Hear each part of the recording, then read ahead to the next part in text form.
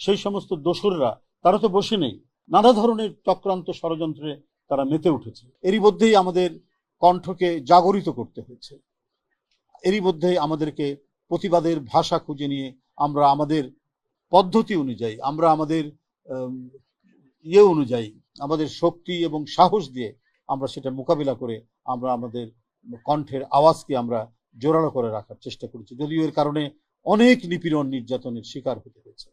যারা অবাধ সুষ্ঠু নির্বাচন বিরোধী, যারা গণতন্ত্রকে বিপন্ন এবং ধ্বংস করেছিল এবং গণতান্ত্রিক প্রতিষ্ঠানগুলোকে যারা ধ্বংস করেছিল, সেই সমস্ত দোসররা তারা তো বসে নেই, তারা তো নানাভাবে, নানা কায়দায়, নানা ধরনের চক্রান্ত ষড়যন্ত্রে তারা মেতে উঠেছে।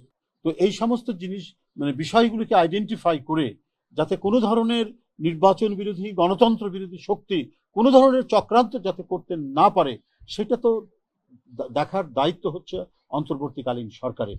তারা সেই কাজটি করবেন এবং এর মধ্যে যে সময় আছে সেই সময়ের মধ্যে আইন শৃঙ্খলা পরিস্থিতির তারা উন্নতি ঘটাবেন। বান্ডেল থাকলে প্রতি সেনমানিতে টাকা বাঁচবে। বিকাশ সেনমানি বান্ডেল কিনে জিতুন প্রতি লেনদেনে। কারণ আমরা সবসময় বলেছি যে অন্তর্বর্তীকালীন যে সরকার, অর্থাৎ ডক্টর ইউনূস সাহেবের নেতৃত্বাধীন যে সরকার, সেই সরকারের প্রতি যারা গণতন্ত্রে অংশগ্রহণ করেছে, দীর্ঘ 16 বছর যারা নিপীড়ন নির্যাতনের শিকার হয়েছে, সমস্ত রাজনৈতিক দলগুলো তারা তাদেরকে সমর্থন জানিয়েছে, তাদের আস্থা রেখেছে।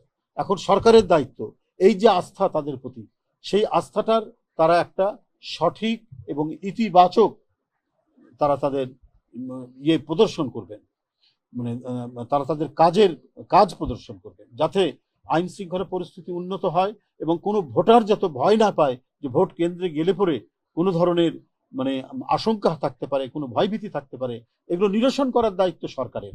আর নির্বাচনকে অবাধ সুষ্ঠু করা এবং সেই সুষ্ঠু করতে গিয়ে নির্বাচন কমিশনের যে ক্ষমতা, সেই ক্ষমতা তো সংবিধানের দ্বারা রয়েছে, তার তো স্বাধীনতা রয়েছে। সেই ক্ষেত্রে নির্বাচন কমিশন আরো বড় দায়িত্ব পালন করতে হবে তাদেরকে। এই সব কিছু করার মধ্যে দিয়ে, এই দায়িত্বগুলো পালন করার মধ্যে দিয়েই আমরা একটি অবাধ সুষ্ঠু নির্বাচন নিশ্চিত করতে পারবো এবং মানুষ যে 16 বছর ভোট দিতে পারেনি, যে শঙ্কা এবং ভয় তার মনের মধ্যে ছিল, সেটা দূরীভূত হবে, সেটা নিরসন।